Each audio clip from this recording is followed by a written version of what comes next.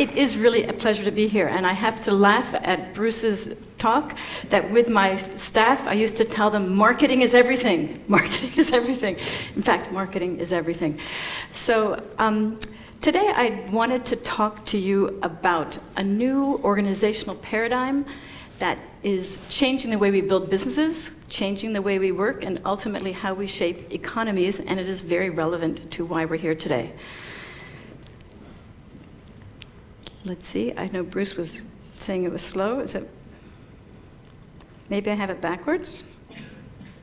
Is it turned on? I may have turned it off. Yes, you turned it off. But Go.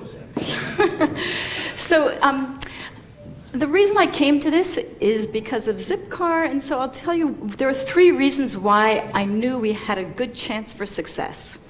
Reason number 1, we were leveraging excess capacity. And by what do I mean by that? Zipcar rents cars by the hour and by the day, and we're now the largest car sharing company in the world. So the difference between owning your own car and using a Zipcar is that we are leveraging excess capacity. Today, people who own their own cars, they buy their entire car. It's 6,000 euros a year on average, about 18% of the household income, yet they only use that vehicle 5% of the time. It is idle 95% of the time. The second way that you could consume a car was car rental, and again, you had to buy it in these 24-hour bundles, even if you wanted it for 2 hours or for 26 hours. So both ways, people used to be able to consume cars. They had to buy more than they wanted. So I knew we had an economic advantage if we were going to let people just pay for what they were going to use. The second thing that we did is we built what I think of as a platform for participation. If you think about car rental, it takes this half-an-hour process to go do it. It's very tedious and hard, and if you're going to rent a car for just an hour, we had to make that really simple. We had to take out the middleman and connect people directly up to the car, which is what we did. The third thing we did is we thought of our customers as our members and as our collaborators. Back to the car rental model, the car company is looking at the consumer and saying, and there's the counter, they're saying, you know what? You're going to ruin the car, I don't trust you, you're gonna do bad things. And the customer looks at the car rental company and says, wow, you quoted me this one price, now you're going to try to put me into a fancier car, you're going to charge me for insurance, you're going to make me pay extra for gasoline, I don't trust you, you said it was this low price. And so it's very adversarial.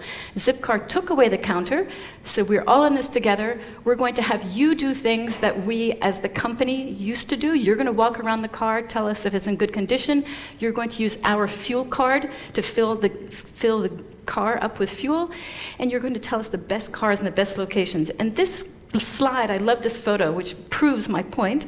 These are people leaving the hospital with their firstborn children, and they're saying, wait, let's take a photo and send it to Zipcar. We were their co-creators. We were their collaborators. They really felt we were part of the family. And this is a cartoon. Zipcar was launched in 2000, and here we are in 2015, and here's a cartoon, Moses coming out of the mountain with the tablets. And is there a section on the bottom for comments? So even with God, now we think of ourselves as co-creators and co-producers. And if I think of this word consumer, doesn't it sound like it's from 1950? Do you feel like a consumer? No, we don't feel ourselves as passive sitting back. We are co-creators and we expect to participate in things. So if I take these 3 elements, excess capacity, people, and platforms, it's this that I'm calling Peers Inc. This is the new structure of the future. People and platforms are creating an entirely new collaborative economy and reinventing capitalism. If you look at these companies that over the last 15 years everyone has been talking about, these companies are this shape. Without leveraging excess capacity, they don't exist. Without us as individuals being huge participants in these companies, they are not happening. So if we think about Skype, they built a telecommunications company on the back of my laptop, my video camera, my internet connection. And down the side here, I just threw quickly so you can see it's happening in every single sector.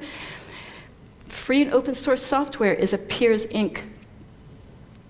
organizational structure, the massive online courses, the impending 3D printing. If we think of all the crowdsourcing, crowdfinancing, co-housing, all of this is Peers Inc. So, if I think about excess capacity, It is sharing, because if I'm going to leverage excess capacity, it means that I am not fully in control of this asset. I'm having to share it with someone. And my favorite sharing example is bed sharing. I don't know if any of you guys do any bed sharing. I do a lot of bed sharing because I travel a lot. And I get to stay in friends' houses, and I'm staying in their excess capacity that they might be using as a home office. If I'm extra lucky, I get a double bed and not a single bed in their excess capacity. And if I'm very unlucky, they told the teenager to sleep on the couch, and I'm supposed to sleep in that room, which is, of course, what I don't want to do, and that's why you use a hotel. And so hotels are bed sharing. And if I think of Zipcar as car sharing, it's the same exact business model as hotels and hotel sharing. So I went to look and see what is the largest hotel sharing, bed sharing in the world. The Intercontinental Hotels Group, they've been around for 65 years to make 650,000 rooms in 100 countries. And that was hard work, because the second largest is Hilton. They've been trying for 93 years and have not been able to beat them. You know where I'm going to go? Airbnb, where you put your own room, your own house, excess capacity, in 4 years had the same supply. And this is where I say, can you believe it? The world has transformed. Nothing is the same again. If you can do this in 4 years, the world has completely transformed in every sector. Couchsurfing, where there's no money that transacts, in its 9th year had 2.5 million rooms available for people to stay at. So why? What is going on here? If we think about why did we ever invent companies and governments, we invented them to do things that we as individuals couldn't do. And so what are those things that I as an individual can't do? Spend millions of dollars. If it's going to take millions of dollars, don't ask Robin Chase. I don't have that kind of money. If it's going to take lots of types of intelligence, I'm smart at 2 things. If it's going to take 10 things, I can't do it. We need to have a company. If we need standards and big consistency, Robin Chase, can't force you to do anything because I'm too small an entity. We have to have a company or a government to make those big things happen. And typically these attributes are bound up together in a brand promise, and these might be global. On the other side, individuals are actually really good at a lot of things. They're good at localizing and specializing and customizing.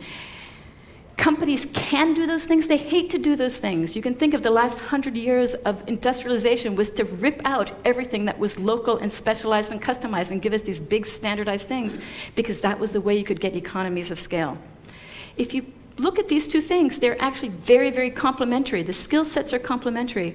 And because the internet now exists, dealing with lots of small parts is no longer a big transaction cost. It's no longer a problem. So we have this new ability to make a new type of structure. I'm calling this Peers Inc., where each side only does what they do best. They play to their strengths. The Inc. delivers a platform for participation. The peers deliver this diversity of offering. And to make it more simple, I see it as a yin and yang. The 2 are playing together. They're complementary and symbiotic. Each side has to leave enough on the table, otherwise the other side doesn't want to participate. And it's all kind of swimming in this sea of excess capacity. So let me go through these. I love excess capacity because it is so resource and cost efficient. And as an entrepreneur, it is the first place I go because I can get things for very small amounts of money. So how do I define this? Excess capacity is something that already exists. It's already been paid for, but there's more value there. Once you find excess capacity, you have 3 ideas of what to do with it. 1, you can slice it. So that's what Zipcar did. It found this big asset, lots of leftover space, and we let people buy just what they wanted, so we sliced it. 2, you can aggregate it. That's what Airbnb did. Airbnb took 1 million bed and breakfasts, 1 million little tiny spaces, and aggregated it onto its platform and put one unifying insurance program and one unifying way to communicate, and it is not at all like 1 million bed and breakfasts. It's a totally different character. And the 3rd thing you can do is you can open up this excess capacity, and that's where the most value is. And so an example would be the open data movement.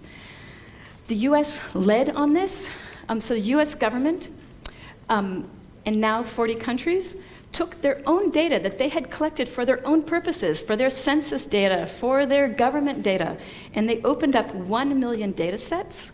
The platform would be the APIs, And McKinsey says, out of this, there's $3 trillion worth of value.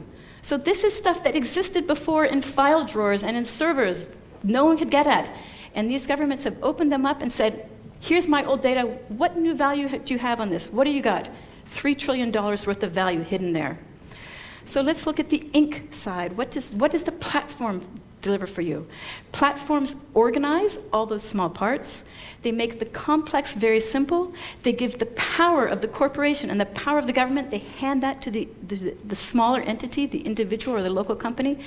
They take advantage of all the economies of scale, and they can have very, very high growth because they are platforms. So this is Etsy, a marketplace of stuff people make themselves. This growth curve is very typical for platforms. It takes a long time, and it's very hard to get the platform right. Once you get it right, because it's a platform, it can happen very quickly. So here in 2013, they grew by 50%, 2014, another 40%. Here is a company out of France called BlaBlaCar, which is real ride-sharing. I want to go from Paris to Berlin. In my own car, I have 3 empty seats. I sell those empty seats.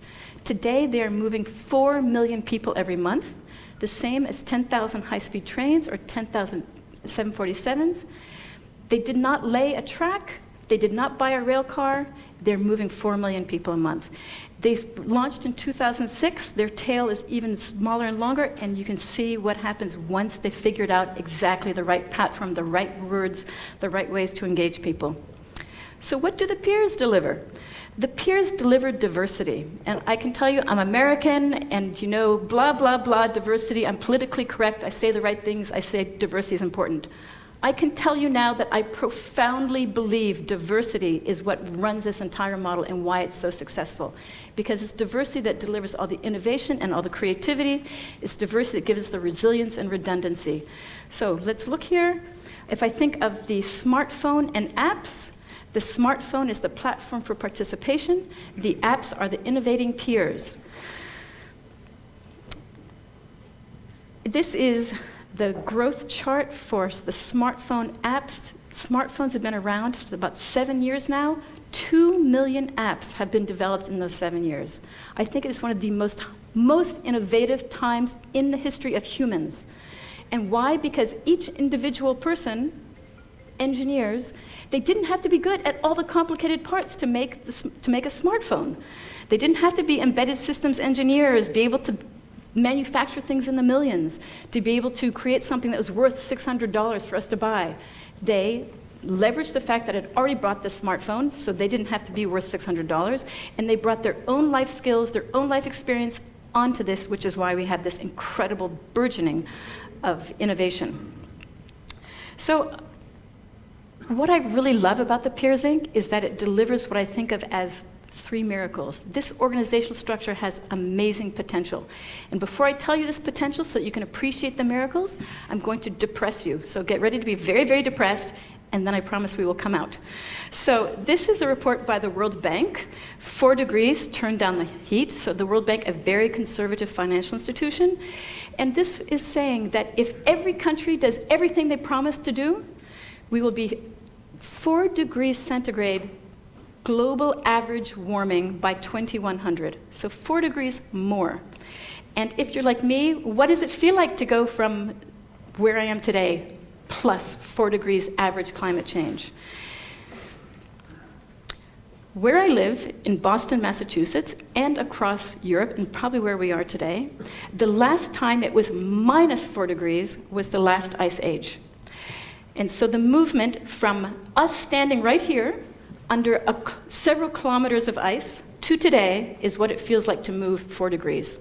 But that took 20,000 years, and we are doing that in the next 85. So just imagine, in my bed where I sleep in Boston, I would be sleeping under 2 kilometers of ice, and today I'm there. That's the movement of 4 degrees warmer. And if we think about it from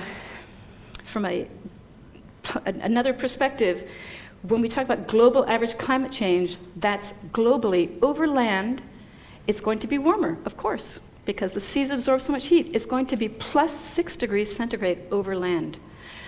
And all this will happen by the 2060s if every country doesn't do what they're going to promise to do. So imagine what this feels like by 2060, which means by 2040, which is right around the corner, it's going to be terrible. So when people say, let's do this for my grandchildren, whatever, I say, I don't care about my grandchildren. Do you want to live another 15 years? Yes. This is what is going to be happening unless we get going. So I have a friend at Stanford who has a very nice sentence. You can't solve exponential problems with linear solutions, and we have been doing it this old-fashioned one-by-step way. I say try Peers Inc. This organizational structure can move things. So let's go to the miracles. Miracle number 1, because we're leveraging excess capacity, we can defy the laws of physics. We can have exponential growth. So imagine, in 2000, instead of saying, I'm going to start the largest car-sharing company in the world, I said, you know what? I'm going to build the largest hotel chain in the world, and in 4 years, I'm going to build 650,000 hotel rooms. Everyone here, every investor here, my critical husband would have said, impossible, totally impossible, Robin. You cannot, find the land, build the place, finance it, put the furniture, get the staff, do it right every time and do that. So this is business as usual asset building if I were building hotels. This is Airbnb's growth curve. Because they were leveraging excess capacity, stuff that already existed. So we really need to do stuff that leverage the things that already exist. Miracle number 2, because we're building on platforms for participation, we can tap exponential learning. Learning is all about the number of iterations in which you can do things. And as Bruce said, marketing and improving your company is all about paying attention and learning. So the example I want to give here is learning a foreign language. And the unit of measurement is how much can you learn in 1 semester, which is 130 hours of college. So it used to be that the Rosetta Stone was the number one place to learn languages. It was very expensive. If your boss was paying, you would do it. And they'd say, 54 hours, fantastic, so much better, faster than going to university for a semester. My new favorite company is Duolingo that offers free online language learning. And when I talk to their CEO, he does A/B testing. And so he decides, do you learn better this way or this way on this question? And in 24 hours, he has 150,000 people answer that question for him, and he knows definitively which is the better way to learn a language. Today, he has got it down to 34 hours on average to learn a semester of a language. Very robust data. Why? Because look at his learning curve. He is right now 3 years old, 90 million users worldwide. And just to talk about excess capacity, if you think about language, it's learning in pairs from Finnish or English into French, English into German. You have to have these pairs. A year and a half ago, he opened up his processes. He said, anyone in the world can make language pairs on my platform, from Thai into Czechoslovakian. And of this 90 million, 45 million people are learning languages that he did not invent, that they invented.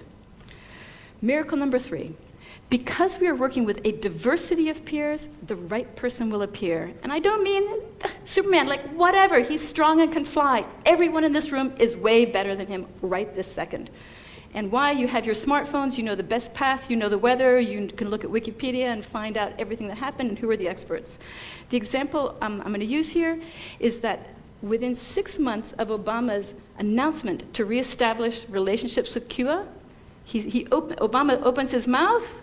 6 months later, Airbnb had 2,000 rooms for rent.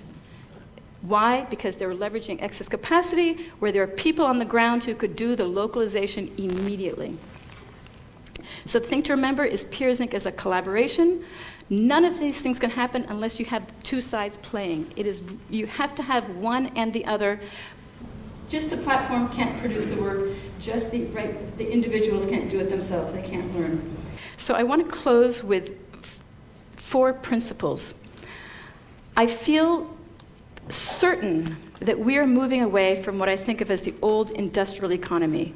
And in the industrial economy, the way that you extracted the greatest value was by putting a very hard edge around your company. You would do patents and trademarks and copyrights and certifications, and if you wanted what I have, you're on the outside of the wall and you have to pay to get on the inside. Today, the internet exists. We are connected. So let me tell you these 4 things, and I challenge you if you think any of these things are not true. but you will see these are all true. So number one, if we think about assets, shared networked assets always deliver more value than closed proprietary ones. We know they do it two ways. The asset is used more efficiently, or brand new value is extracted out of that asset. If we think about humans, we know you guys in this room are smart. And in your company, they're smart. But we know there are more smart people outside of this room. And there are more smart people outside of your company. It's the truth. Now that we are networked and we can find those people, more networked people are always smarter and more innovative and more creative than a few people locked into an organization. If I think about this from an organizational or a country perspective, the benefits and opportunities of shared networked assets are larger than the problems associated with shared networked assets. So when I did Zipcar, my early non-investors would say, you can't do that, people are going to ruin the car, they're not going to tell you, it's not going to work. True, a very small percentage of people are jerks, they do ruin the car, they don't tell us. They're heavily penalized and they're thrown out of the system. What do we have? We have now 1 million people sharing 13,000 cars around the world. Similarly with Wikipedia, yes, there are a few lies. We can identify those lies, and now we have 4.8 million articles, the world's encyclopedia online. So the benefits and opportunities of shared open assets are larger than the problems associated with it. And then lastly, as a very myself, I only do things for me. When I participate in these, I always get more than I give. I edit a paragraph on Wikipedia, and I have the world's encyclopedia. I rent a car from Zipcar for 3 hours a month, and I, Robin Chase, have 13,000 cars parked around the world that I can get into. So we're definitely going there. And if I think about the future, which is the speed of climate change, the anxiety about capitalism, the fear of unemployment, we are in a very, very dynamic times. And this is the organizational structure in which we can experiment, iterate, evolve, and adapt at the highest pace. So it is, for me, certainly that this is where we're going. And this is in this book that I just wrote. And the reason I'm saying this is these ideas need to be bestsellers. We need to evolve our countries, our companies, our industries at a very high pace and stay on the top edge. And this is what we need to do. Thank you.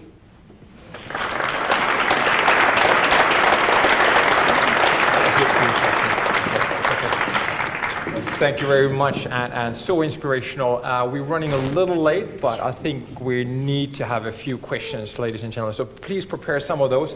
Just a quick thing about Finland. We're quite ironic in one way. We're not that communicated that we think we innovate the mobile phone in one sense and build a Nokia. We're not that famous for our culinaristic kitchen, but we have what we call the restaurant day, the peer-to-peer event, and hopefully we're going to have thousands of new Michelin-like private restaurants built from Finland. So that's definitely something exciting. And we can definitely see that much of this is happening. So ladies and gentlemen, what Finland is cold, something ironical opposite, so something really, really warm. Do we have anything, that kind of solutions coming today? We're going to see those in the pitches. Let's hopefully get started. Any questions, ladies and gentlemen, to continue the day? I could have stunned you into silence, and we have exactly. That's like the worst nightmare thing. Don't worry. He made a question for me. Let's see if we can grab anything. At least we can. Don't worry. There's one here. Perfect. That's one startup solution. Throwable microphone. Let's see how this ends. This is really exciting. So there's the shortest throw right there. Let's take the shortest one. Let's practice warm up with the question. Thank you for the inspiring presentation. What is your outlook on Peers Inc. With regards to Cleantech and the energy sector? What are some of the interesting examples you've seen of, supply and demand optimization, or whatever you want to call it? I'm actually looking to the Cleantech sector to solve all the world's problems. No pressure. So if we talk about smart cities and smart homes, it is for me all about this Peers Inc. collaboration. So I know, and big data and distributed energy. So if we think of distributed energy, that's never going to happen without a platform that makes it very simple to manage all those small parts. If we think about my smart home, I have never taken a shower between midnight and 6 a.m. ever. I'm 57 years old, I have never done it. Have I ever turned down my water heater? Not once. So someone else has to figure out that thing and do it for me, because I'm not going to do it. But I will give them my data, and I will say, yes, do it. We think about the whole rise of smart cities. It is yearning to have the complex simplified and to make it easy for us to do the right thing and the thing that we want to do. But if you're looking at the small entities, we don't have it in our power to do it. We need to have these platforms. Was there another question? That was an excellent question. It was one in direction, but if not, we're going to move it directly to this side. Let's take it from there. And good.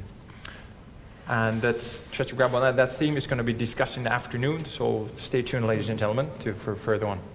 Okay. Is it working? Oh, great, great. I can hear myself. So thanks, Robin. Very, truly inspiring speech.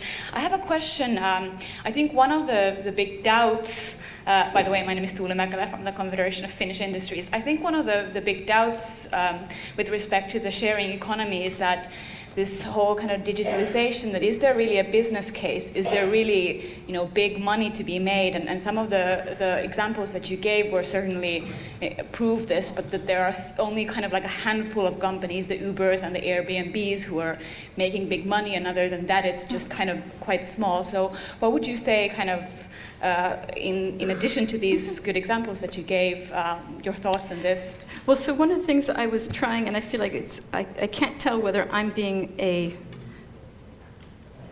jerk or not.